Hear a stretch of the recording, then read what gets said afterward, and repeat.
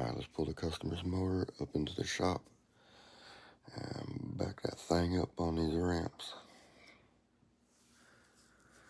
We're going to jack it up, inspect the deck. If we've got damaged blades and a damaged blade shroud, the customer hit something. Let's remove the belts and the pins so we can remove the deck from the mower, then remove the blades from the deck. And we're going to take vice grips and a bar to reshape the busted shroud.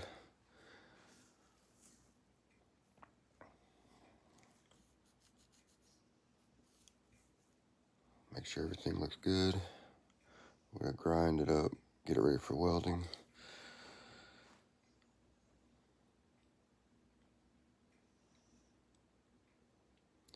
We've got the shroud welded back to the deck. We're going to add some rust preventative to the fresh welds. And we're going to sharpen the blades. These blades are about gone though. This dude just needs to replace these blades. Let's go ahead and balance the blades. Looking good. Alright, let's put everything back together and take it for a test drive. Everything seems to be operating as should. I think we'll have a happy customer. Thanks for watching.